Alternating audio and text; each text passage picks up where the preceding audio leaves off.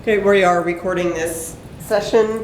Like I said, I was running late, getting everything cleared out of my room and all. So if you would introduce yourself and how you're interested in food and if you have any sort of special area. All right, so hi, I'm Tracy Morris, and most of you have read some of the Dennis and Betsy stories. I co-write those. I like to cook. I have, for my kids' school, I cater medieval feasts for their Lords and Ladies Educational Day. And catering for 40, 10 and 11-year-olds medieval food, which is weird and sometimes yucky, is an interesting experience. So I've got some interest in the way food ways have changed over time from the medieval period to now. And I'm Sarah Hayes, and I'm interested in food because I'm a lifelong lover of good things to eat. And I grew up on a farm, and I kind of understand that not everything is the same for everybody, but just because it's easy to do, the custom, I guess, of doing tamales and empanadas and tacos and things like that at home and taking them out to sell to make money is something I am somewhat familiar with. And my name is Marc Tyrrell. I got interested in food probably when I was about 9 on camping trips, when I discovered that nobody on the camping trip the height of cuisine was opening a can and trying to heat it over a fire, and they didn't do it, and I'm thinking to myself, I've got to be able to do better than this. And by the time I was 12, we moved up from Toronto to Ottawa, and my mother was working 12-hour days because she was working with my father, setting up a new office. So I was left alone. I was like, great, I can experiment. And they'd give me money to go out and buy food, and I'd pocket the money and just go off and start cooking. That interest has kept up throughout my entire life, and I've started getting fascinated with the organization of kitchens and the organization of kitchenware and how that changes society and changes cultures and shifts things around. So that's a large part of my focus. I'm writing a character now called Sandy Eckerlin, who starts a kitchenware company and is starting the roughly post-World War I revolution in kitchen production and cooking techniques.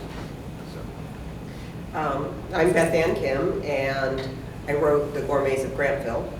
And my cooking knowledge and skill level are nowhere near certainly what Marc's or Sarah's and Tracy's. I'm not a great cook. I'm very much a home cook. I started cooking not that long ago because my entire system blew up with allergies, and I became exceedingly allergic to garlic, among other things, which basically meant I couldn't buy food. Everything, if you actually go look, it's shocking how many things have garlic powder or just generic spices as part of the ingredients. So I was learning to make things that I didn't know you could make. I also have a friend who's into emergency preparedness. So like, you can make regular flour into cake flour. You can make cream cheese from at home. You can make sour cream. There's all kinds of things that you usually just buy. You can make baking powder. Usually you just buy it. So that's sort of where I came from, is someone who has been buying all the convenience foods and not making anything from scratch. And now, guess what? They're all gone. And that's really kind of where our folks in 1632 are, right? They go out and buy baking powder. Guess what? You can't do that. They go out and buy cream cheese. Guess what? What is that? So that's sort of my perspective. And so in terms of Grantville and Mannington and our 1632 universe, that's sort of where my focus, if I have to say, is getting regular people cooking regular food. And for uptimers, it's learning that you don't have to buy Wonder Bread, you can bake bread, right? And like, Better bread than Wonder Bread. and in Gourmets of Grenville, right, she goes out and she's like eating these homemade bagels, and she's like, if I'd known how much better these were, I'd have started a bakery. And they're all like, really? And she's like, all right, fine.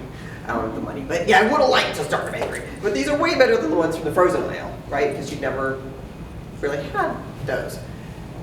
And for the downtimers, it's trying the new foods like potatoes or oats or cream cheese that they haven't had before. And so it's getting new food experiences sort of from both ends. Mark, what would your sort of specialty area of writing within Granville? I really think it's the, okay, but if we start in about 1630, and I'm really talking about patrician or noble kitchens rather than everyday kitchens, you had very large staffs. They were huge, some of them. You could easily have 150, 200 people working in a kitchen. And that was because it was not very mechanized at all. So let me ask you a question. How many of you have ever pounded in a mortar and pestle 4 pounds of almonds? No. No, but two. pecans I have. Okay, so you know how much work it is, right? And it's a lot of work, and this is something apprentices would do. And these are the big mortars and pestles, so they're about that wide and that deep, and you put the nuts in and you're like, is it done? No. Another 20 minutes and you might get it pounded down. You know, we can make a mechanical one pretty easily that can be treadle operated that will just pound, pound, pound, pound, pound, and do it in about a minute and a half. Now that's going to free almost 20 minutes of labor up. Let's take another example, pasta machines. Most people, or a lot of people, have homemade pasta machines. You know, the little ones. Pasta at the time was not made by machines. It was The made. one that you bought and stayed in your pantry and Yeah. it's been used twice? Yeah, exactly. Except I've Good used for you mine. for using it twice. I've used mine a lot more Oh, than no, that. oh, no, the ones that attach to the KitchenAid. Oh, Yeah. those, they're wonderful. Yeah, If those you, are they're great. I love mine. But a Mine was pasta, Mr. Popeil's.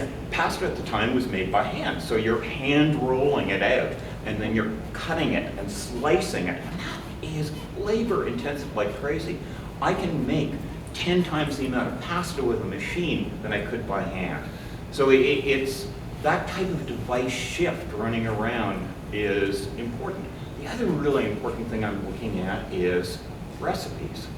And this is a 1611 cookbook done by one of the head chefs at the Spanish court. It was just translated into English last year. It's available from the University of Toronto Press, and if you really want it, wait until their Christmas sale this year. They usually take 75% off on their Christmas sale. It's $150 Canadian. But the reason I'm mentioning it is these are some of the most detailed recipes that were produced at the time, and any modern cook is going to have real trouble following them. Yeah. So let me make a bet with you. There are no given oven temperatures, there are no given measurements. There are given measurements for certain ingredients. There are oven temperatures, but they're ranges. And they're ranges where you run your hand through the oven or what have you. There's actually 6 ranges that are listed in it. But it's, what does that translate out to? Is that 350 degrees? Well, it's actually somewhere between about 310 and 380, maybe sort of. Yeah, you get it right. Oh, great. Anybody who's ever cooked outside in a Dutch oven knows exactly how that works. Mhm. You Yeah. put coals underneath and you put coals Coals on on top top. and you rotate the lid opposite the oven. My grandmother was still cooking on a wood range when I was, well, up until after the Second World War. When the gas ranges with propane tanks became available for rural Americans. But Grandma used the hand on the griddle, the hand in the oven, because that was the only way you could judge it. There weren't oven thermometers available to us either.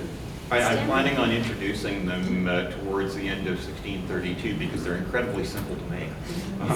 Standardizing recipes so that anybody could follow them is a modern thing. It wasn't until I think somewhere between the 30s and the 50s with the rise of home economic classes. Earlier. 1870s, 1880s in North America. One of the things that's available for our subscribers is a GE cookbook from the late 1920s that I scanned and put up that can be downloaded. And I'm bringing this up because it has temperatures, I believe the temperatures include moderate oven, right? Yeah. There's something that is in there and it gives a conversion from what that means to modern terms. And if it doesn't, I can put it up on online. And another thing is, we're talking put your hands in, and there's a blog post and a bunch of pictures with it. I went to the Frontier Museum in Staunton, Virginia, and they have a house from roughly the 1620s in England that they disassembled and brought over and built again in Staunton, Virginia. And they have one of the ovens where you stick your hand in, and they talk about it like, you put your hand in, and this is how you judge the temperature. And so there's a little bit of a demonstration of someone actually saying how you judge the temperature with that, so you can get a better idea because of how the oven would have looked in the time period that they were sticking their hand in.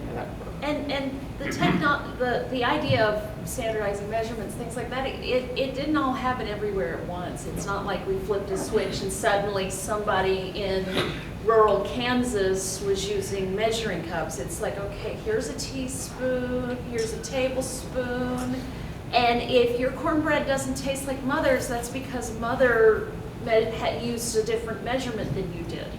Well, the other thing about that was, and this is coming out of the 1910, I think it was the flour companies were trying to start standardized measurement, and we just shifted to stabilized flour. Yeah.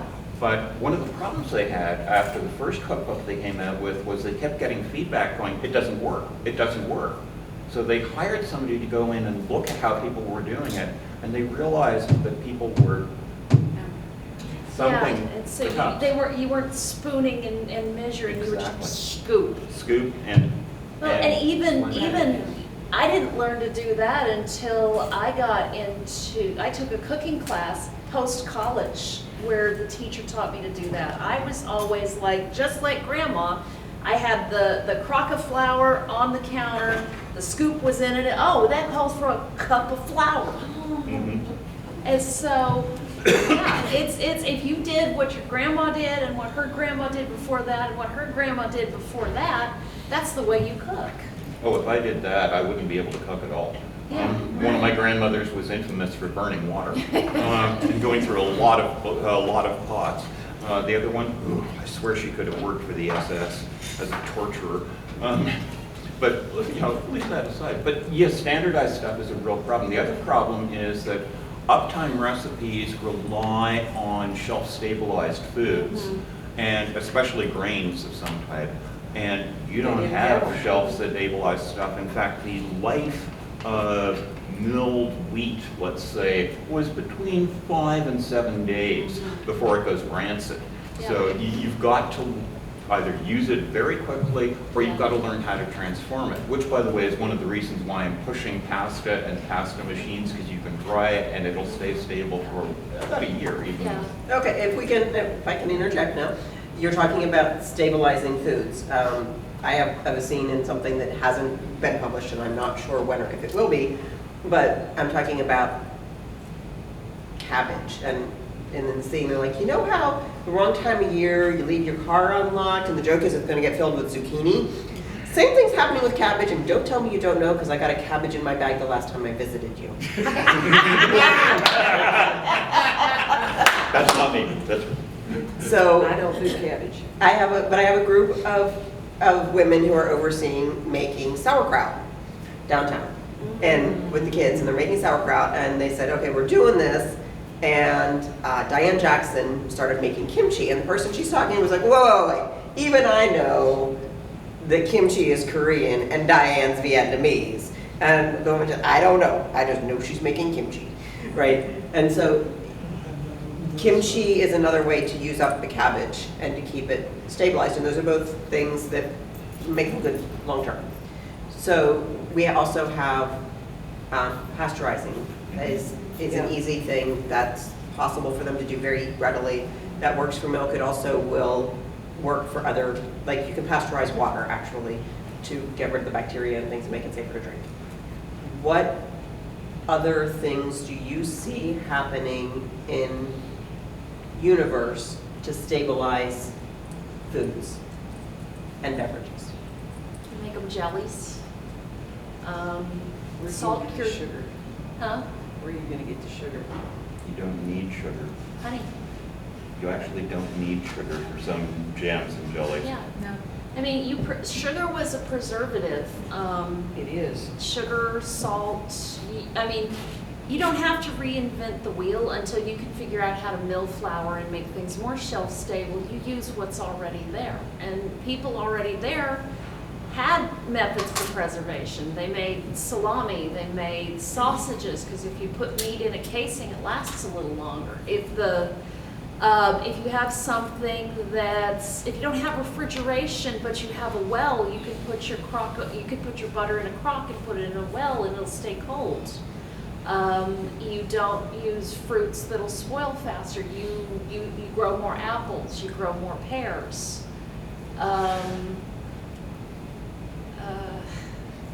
Well, I'm going to say, you're saying grow more apples, grow more pears. I saw something and it talked about an area of Paris that is 2025, still there. They have this specific trellis pattern that creates a microclimate. And so they can grow pears there where they wouldn't normally. And I don't remember if that was in existence in 1631 or it came soon after, but it's certainly something that could be done then to extend growing seasons into areas they might not. And one of our issues is rice, right? The Germans may not care, but the Americans, to some degree, would like rice. Yeah. They'd be very happy to have rice. It is being imported. It is being imported, but that's a different thing than growing it in there. So, but rice is another food that isn't grown there that people would like to. So what kinds of things can you see that would also extend growing areas? And you can go back to the So they already topic of had the stabilizing. technology to do greenhouses. It was because they were more tricky to do. They were limited to the aristocracy. But greenhouses, or they would have called them orangeries. Orangeries, yeah. Iceland, there was a story in Iceland where they were doing greenhouses. The problem with most of the discussion in canon so far on greenhouses is they talk about greenhouses with glass. Where are you getting the glass? It's already in canon that a panel of glass, that by that, is going at 60 guilders. Yeah, so the Romans had Romans had greenhouses for growing cucumbers. And again, it was limited to the aristocracy, but they used very thin slivers of mica. Yep. The other thing you can actually do is you can cheat. And you could either use mica, you can use quartz. And you can put a very small, low-power steam engine in it that runs steam heat through the beds. So you don't rely on sunlight to generate the heat. You can use cold tunnels, cold frames and Cold frames, and you can make those with wax canvas covers. Yes. And It's light that'll- permeable, but it's not water permeable, Yeah. and it seals out the air. Waxed canvas is a thing that goes back to the 1300s. Yeah. It's like, coming back in time, the uptimers know a lot, but the downtimers were not stupid. They had methods of coping, and they were technologically advanced in their own right. Oh, yeah. They did a And so- lot of drying, Mhm. and they did a lot of preserving, not necessarily in the Germanies, but they did a lot of preserving the way we think of smoked meat. Ham, sausage, venison. beef. So I grew up on a farm.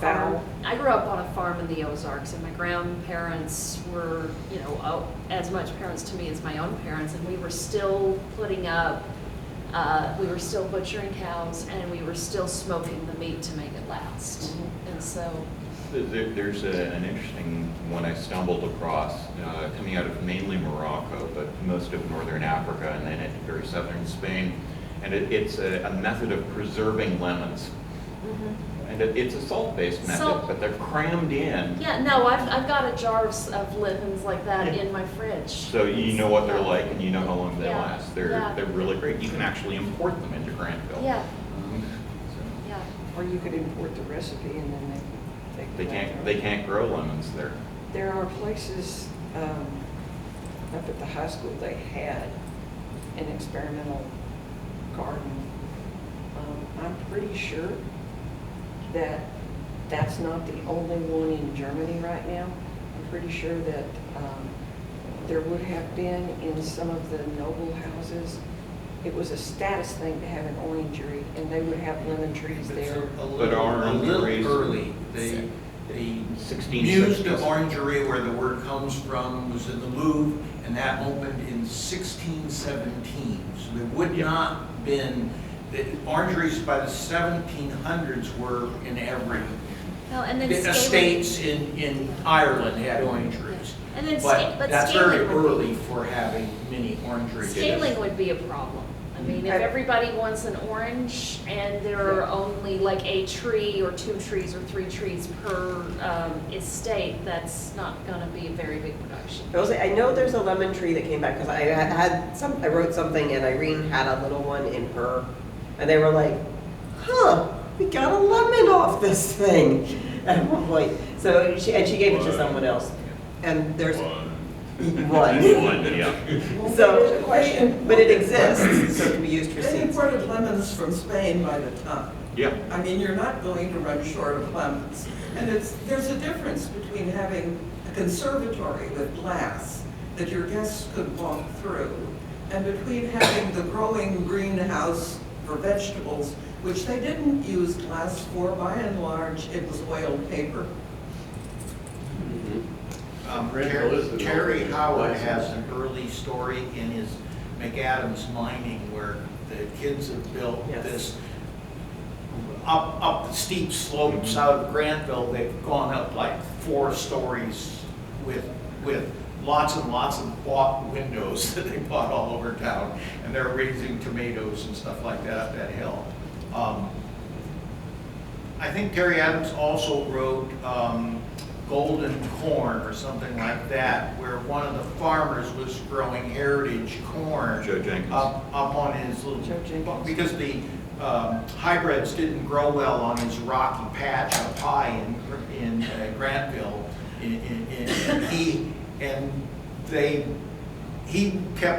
They were where they came up there, some corn showed up someplace, and of course it didn't exist at that time because that comes in from the New World.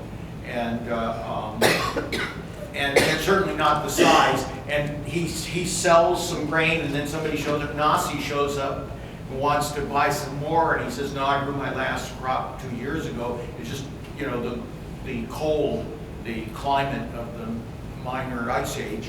But he said, I grow 4 rows in my greenhouse. And he says, we'll pay gold in weight for corn seeds. That's how badly they wanted that high yield corn. But potatoes, shockingly, Grantville's potatoes, where you can pop out the eyes, would have been an incredibly valuable resource, because potatoes don't show up that far into Europe till like 1650s. Yes, they were. They were used as cattle fodder. They were used to feed animals. That early? There are many stories about how people were resistant to having them fed to people because they were believed to be animal feed. And that I didn't went on. realize it was. Oh yeah, there were exotic varieties also grown along the Rhineland in particular. They were growing purple potatoes, all different colors of potatoes so much came in from Spain. So much came in from Spain and Portugal. Okay, well, that may be true, but those are closer to the originals. The breeds that would been in the grocery stores in Granville would produce potatoes like nothing that they, because lumpies and stuff existed as the early varieties. So those, they're not hybrids because they reproduce from their eyes, but the potato breeds that would have been in the grocery stores in Granville would have still been a valuable resource. Nowhere on the planet would there have been potatoes. Which doesn't mean that they actually taste that good. Well, But if you compare them to the gruel that some of them were eating, Well, I mean, when you're looking at also as a base that you can put in with a soup to bulk it up for people who are otherwise. Okay, one thing that was brought up over the course of this weekend, and I cannot recall exactly its origin, but corn, there's another probable source for some corn seed in Grantville that hasn't been discussed at all, which is there's people with stills, and they're not going to want to be buying new seed necessarily every year and new corn, and they would like to have their own so that no one is taking note of how much corn they need for their still. So we probably have some people out there in the hills and hollers with their own, Still. where they got their own still, and some corn to go with it. So, With their own seed. yes, and some seed to go with it. And none of them they're not going to be like commercial amounts of it, and it hasn't been brought up in canon, so you can't suddenly write something and have in 33, there's all of this showing up, but we could have a story where a few years later someone Was it there occurs to them. no store selling deer corn on the day of the Ring of Fire? Oh, yeah, deer corn and livestock feed and Maize and and not all, sweet everybody feed. said, well, I had an argument one time that I said, well, no, they crack all that corn, it's not viable seed. And I said, no, that's not right, especially deer corn. Anyway, you're gonna have to find the right climate for it. Yeah, I was gonna say. Corn was grown in the Americas all from the tropics. All the way to Massachusetts. Well, actually, barely In Maine. Ontario. Yeah, but each tribe had their own varieties that grew in their area. Now, you can grow the corn that's not really adapted to in other places, but it's not it doesn't grow optimally there. So, and that's what you want. You'll grow optimal, not maximal, or You might get viable. and that's what the grange should do is grow, kind of like the experiment states have experiment stations and the Ag stations? yeah, and where they grow you grow first you're going to be growing for seed you find out what grows well, what does well, all kinds of different crops, and then you produce the seed or the however it's going to reproduce it, and it's going to take a while but it's not like animals that you can propagate it a lot faster. We're coming back. And the other thing is, all those corns take different irrigations. And while inside Grantville, the concept of just being able to irrigate because you have a water system that is rate-based simple to the average user is completely different. And you don't have to just worry about under irrigating but over irrigating. And so I suspect between the climate change that those edge cases, the stillers and stuff had to deal with the shock in the temperature in their land and the change in their irrigation, their crops might not survive that fast. Well, so here's the thing, we're spending a lot of time talking about how to get what you had, like corn. How do we get the kind of corn we had?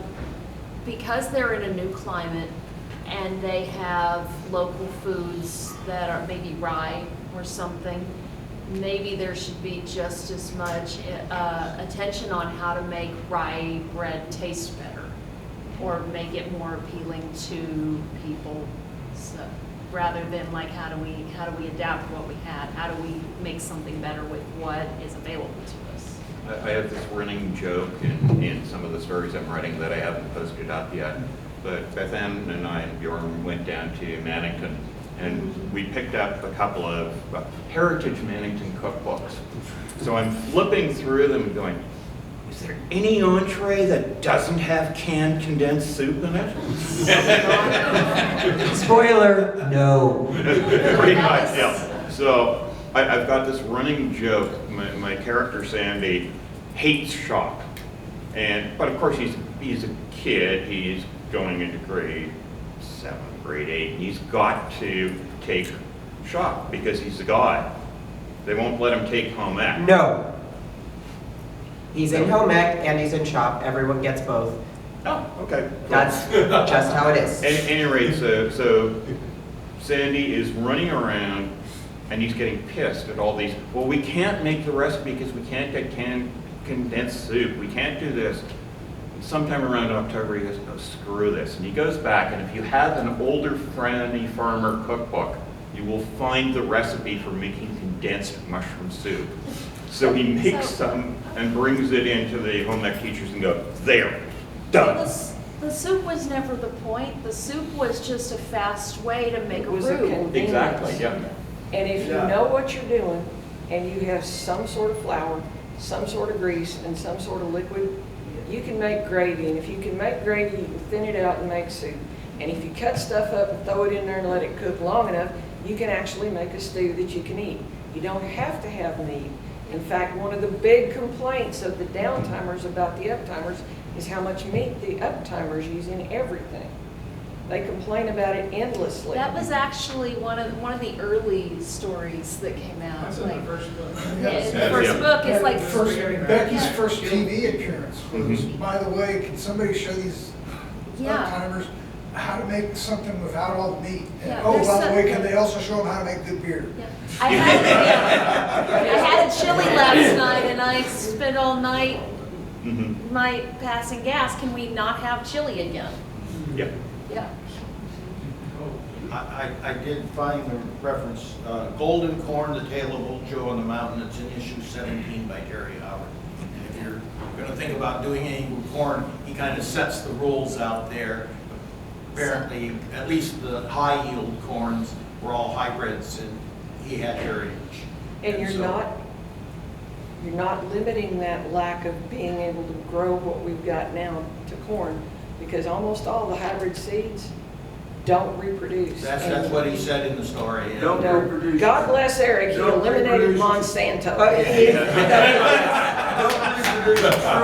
Don't reproduce true and have very low germination rates. Yeah. Well, and You'll get some. The spawn of them don't necessarily have the yield properties, but if he was breeding for his mountaintop, but his problem was the average temperature in the Little Ice Age was a lot lower, and he was getting no yield. So Terry Howard, before you do anything, go read Terry Howard's story. He did a very good job. I like Terry.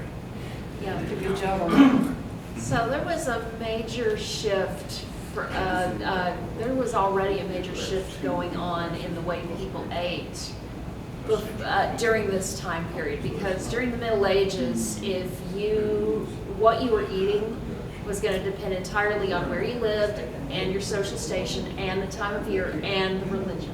So if you're a poor peasant and it's Lent, I'm sorry, you're having what amounts to oatmeal with whatever local grain is available, and that's what you're going to have all for about 3 months. I think there's one point, we've had several salons where we talk about food. We're doing this here because everyone likes to, they get into the conversations on food, so clearly we like to talk about food. One thing that I don't feel like has been talked about terribly much is the food in the schools and what kind of an impact that would have, because we know the downtimers, you send your kids into school and they're like, wait, they feed you? And it's not like rancid. So if you want to start. What was the question? Your thoughts on the food in the schools, how it would impact people, what kinds of things do you think they might serve? Whatever. Sorry, I really put her on the spot there on that unexpected. Can you start on that? I can start on this end. Yeah. I really think that the fact that they're providing it is a big thing, and the kids will get exposed to a lot of things that they otherwise wouldn't, and there'll be the things that Grange really wants them to try. So those potatoes that are not quite as tasty, they might get some of the not quite as tasty potatoes that were available through the supermarket, or they might get some of the downtime ones that were heritage, what we would consider a heritage. Heritage was hybrid at one time. And, you know, just even doing something simple like cutting them up and putting some oil and rosemary on them, right? And serving them to the kids. And then they'd be like, this does not suck. This does not taste like horse food, right? So I think they would use that to introduce them to some new foods that they want to have more widespread acceptance. And obviously also inexpensive foods that people can make pretty easily at home. The idea of something hot for kids to eat at school originated in this country with FDR's Secretary of Labor. School lunches were available before that, but they were not hot meals. They were things like a sandwich and a cup of water, which was pretty standard fare in most of the, you gotta eat something quick, you gotta have it fixed, you gotta have it not be something that's gonna spoil, and you gotta have it so that you can make it cheaply and make a lot of it without having to spend 4 or 5 days preparing it. And it goes back in some ways to the kitchen range with the dog turning the spit, instead of having, you know, I want to say modern cooking methods, but you could have a cup of soup or a bowl of soup that was essentially water with some vegetables boiled in it. And that would be a novelty for kids in school to get that as a hot meal at the time. And the uptime kids would be going, this ain't enough, this ain't it. You know, and the downtime kids would be going, what are you talking about? It's food and it's hot and it's here. You know? I think you're right. I think that's a point that you're kind of bringing up, is there will be a conflict of expectations between the uptime kids and the downtime kids. When the uptime kids look and go, oh, this crappy pizza, and the downtime kids are like, they're giving you food. It's not, there's no bugs. I think it would almost be useful to use the smart, savvy politician could use the uptime kids as influencers. We want you to try these potatoes, so here, look how much the Barbies are drinking or eating them. The influencers are using them, and that would be a way of disseminating that knowledge. So Pizza in school will never be lost. there is a story, and I want to say it's one of the Torbert stories, where 2 families have moved into this house that had an empty nest couple in it. And out of the root cellar, she brings up the woman who owns the house brings up a bushel of potatoes to cut up into the meal for dinner. And the German women are looking at one another like, what? It was considered an aphrodisiac, and they were having a problem with how much potatoes they were going to feed the kids. It was Grandma, Gretchen's grandma, and she was offered, the boys asked her for potatoes, and she thought they were after aphrodisiacs. And they wanted to make potato chips. That's right. So She wasn't wrong. she chased them. Farther down the line. She chased them with a broom. She did. But there were I don't want to call it religious principles, but there were beliefs that were widespread about foods that were not familiar or that were familiar. And the conflict between those beliefs is going to have an influence on what people will accept as edible. I totally agree. Tomatoes is the classic example. They Tomatoes thought they were poison. absolute poison. So I have a reverse. There are some things that were great and perfectly useful that they probably, the downtimers probably, the uptimers, it's fallen out of use. And they probably probably think it's weird. Well, I was in the grocery store the other day, and I grew up, beets were always on the table, pickled beets were always on the table, and my daughter's like, Mom, what's a beet? And I'm sitting here going, I have failed you. It's the thing you sell to the sugar plant. Yeah. There's one thing you need to do when you're talking about what people will or will not eat. That they have an option is a matter of their living in some level of luxury.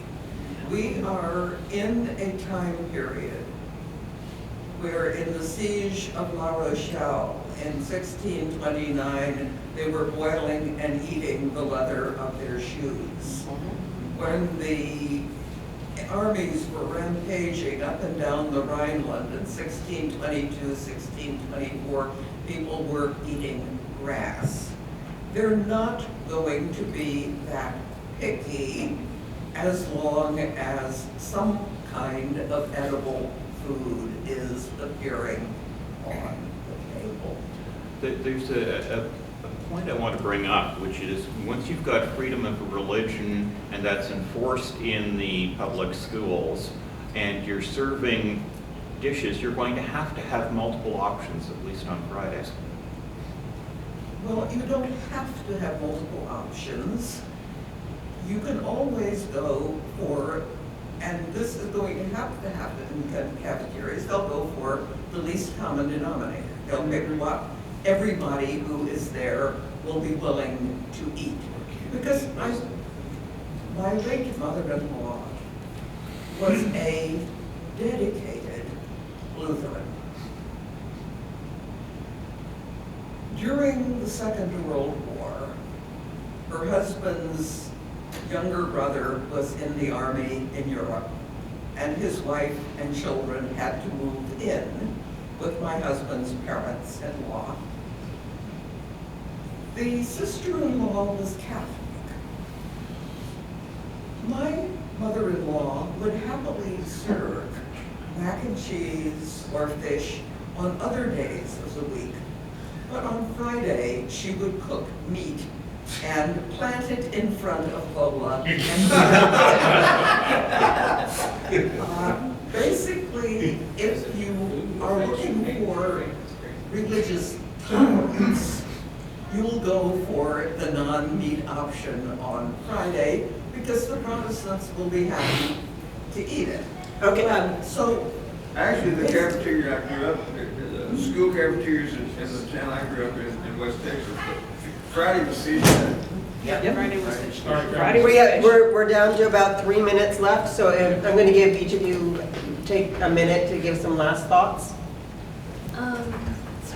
Mark, you start. You always have thoughts. Oh, yeah. Where's all the food coming from?